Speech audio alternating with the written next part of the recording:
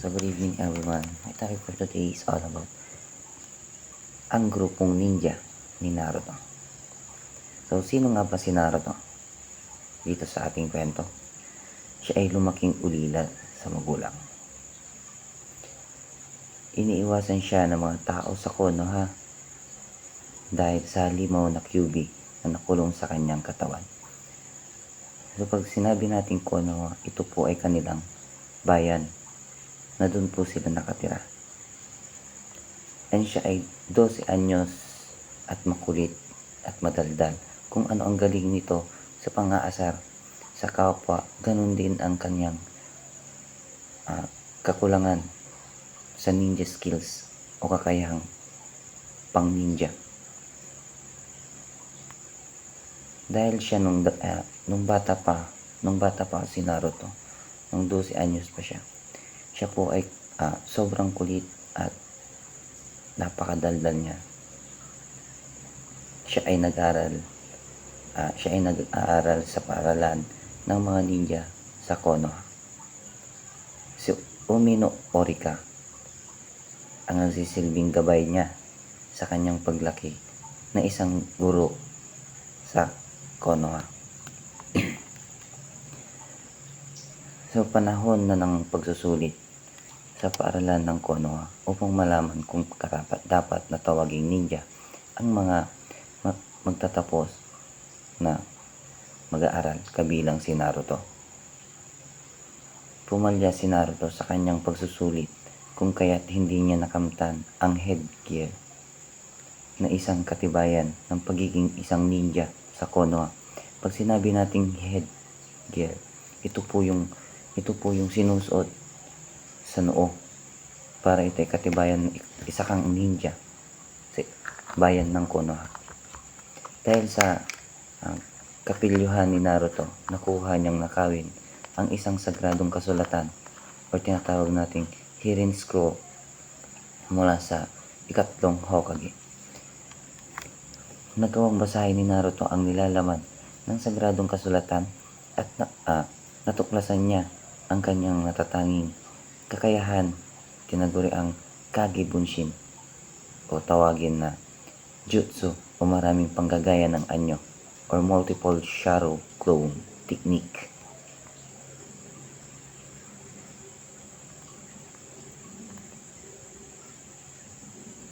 Ito po ay nung pagkatapos niyang kunin ang sagradong kasulatan o tinatawag nating Hidden Scroll, ito po ay may nakasalubong po silang isang ninja na kung tawagin natin ay Id. Na si Naruto ay nautusan na kunin ang Hidden Scroll sa ikatlong Hokage. Noong nabigo si Naruto ay siya po ay nagnanais ng mabigyan ng headgear para lamang po siya ay matawag na nating ninja sa Konoha. Subalit nung hindi niya nakuha ang headgear, ito po ay kumuha ng Hidden Scroll sa ikatlong Hokage. Ngayon ay nalaman ng kanyang guro na si Iruka. Kinuha niya pala ang kasulatan or sagradong kasulatan. Ngayon nung napalaban sila, nakita ni Iruka kung gaano kagaling si Naruto na makipaglaban, hindi lang sa pag-aaral, kung hindi sa pakikipaglaban. Wala man siyang kakayahang ipaglaban ng kanyang mga napag-aaralan sa Konoha. Subalit ito po ay pinakitaan si Iruka kung gaano siya kagaling sa pakikipaglaban. Natalo nila ang ninja na isa na muntik nang mamatay si Iruka. Ngayon si Naruto siyang nagligtas sa kanyang guro. Ngayon tutungo naman na tayo sa isang misyon. Ang tawagin ng misyon ng grupong Kakashi sa lupain ng Alon. Land of Wave. Nandyan si Kakashi, ang Team 7, Kakashi, Sakura, Naruto, and Sasuke. Ang kalaban naman nila ay si Sabusa at si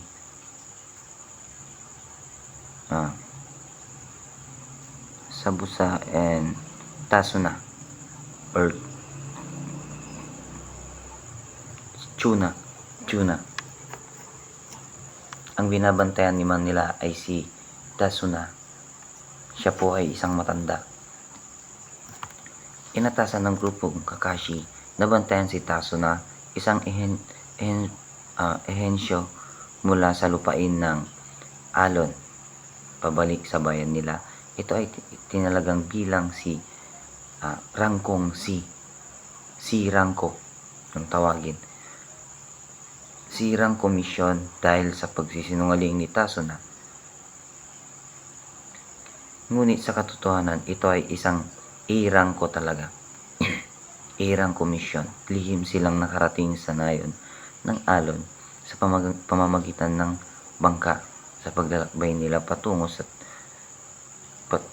sa bahay ni Tasuna ay nakalaban nila si Sabusa, ang The Seven Swords Man na kung tawagin ay si Sabusa, isang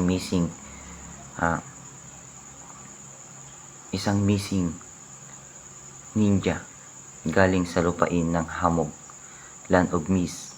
Gusto ni Tasuna na gumawa ng tulay para makaahon ang bayan nila sa hirap. Dahil dito, binigyan ni Gataw ang isang kahamang negosyante na kontrolado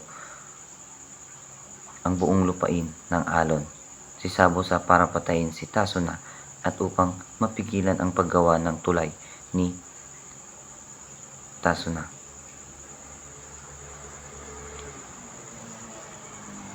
Si Gato isa siyang mayaman na tao na hawak niya si Sabusa para bayaran kung may gusto siyang ipapatay. Si Sabusa ay mission niyang patayin si Tasuna, ngunit nabigo sila na patayin si Tasuna dahil nandoon sila Kakashi, Naruto, Sakura at Sasuke.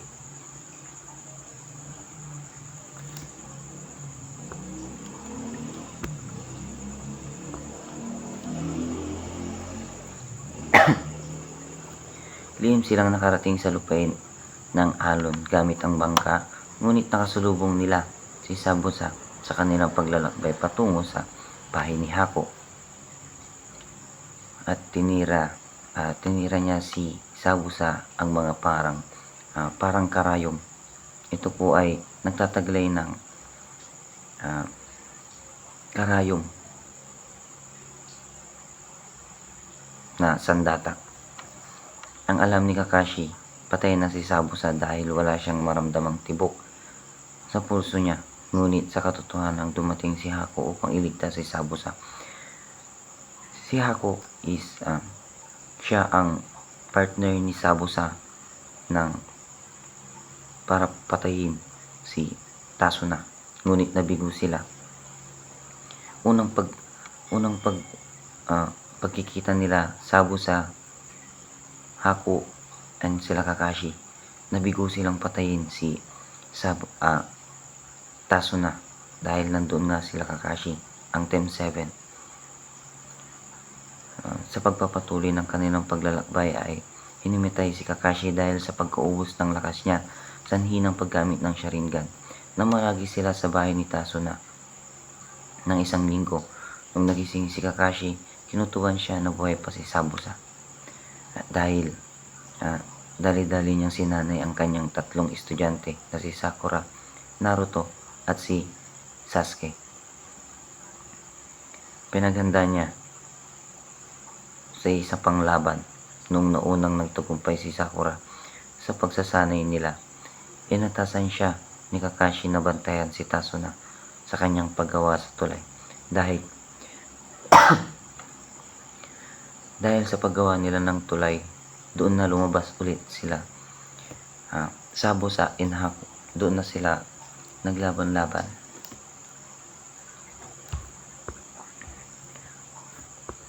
Now, sa kanilang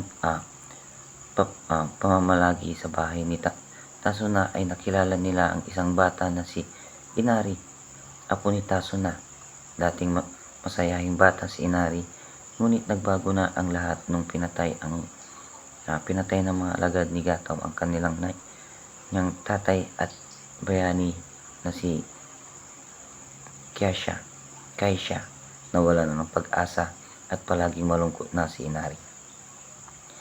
Ngayon dumating din ang malaking araw na paglalaban nila ng dalawang sa mga alagad ni Gataw. Ang bahay nilusob ng dalawang bata. Nilusob ng dalawa ang bahay ni Tasuna. Kinidnap nila ang nanay ni Inari. Lumakas ang loob ni Inari mula sa pagiging duwag niya. Doon na nagising ang kanyang paniniwala na kaya niya yung gawin kung ano ang gusto niyang ipaglalaban. Nung tinangka niyang iligtas ang nanay niya, nung tinangka ng mga alagad na patayin si Inari, dumating si Naruto upang sagipin siya at ang nanay niya. At tinalo niya ang dalawang alagad ni Gataw. Ngayon, ang kasama ni Naruto ay iniwan niya sa tulay para makipaglaban kila Sabusa at Haku. Ngayon, sila ay naghiwalay-walay para iligtas ang dalawang bayan. Ngunit samantalang naglaban si Haku at Sabusa at si Sasuke at Kakashi, nandun din si Sakura upang bantayan si Tasuna. Dumating na din si Naruto dahil ito ay natapos niya ng gawin ang kanyang misyon para iligtas ang bata at ang nanay ng bata. Ngayon dumating na si Naruto upang tulungan si Sasuke sa laban nila kay Haku. Ngunit matindi ang laban nila. Ngunit nung halos mapatay ni Haku si Sasuke, ay nagalit si Naruto. Na sobrang galit ay naging demonyong lobo siya. Lumabas na ang 9 tails QB sa kanyang katawan. Doon na ay natalo niya na si Haku dahil hindi niya na nakayanan ang panibagong lakas ni Naruto. Noon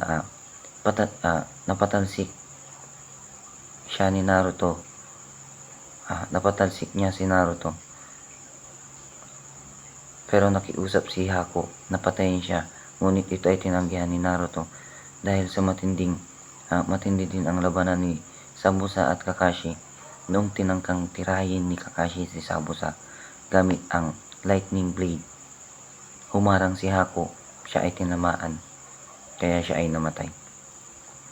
Walang pakialam si Sabusa dahil pagkamatay ni Haku. Ngunit nung kinento ni Naruto kay Sabusa kung paano siya naging special sa buhay ni Haku, ay naluha siya.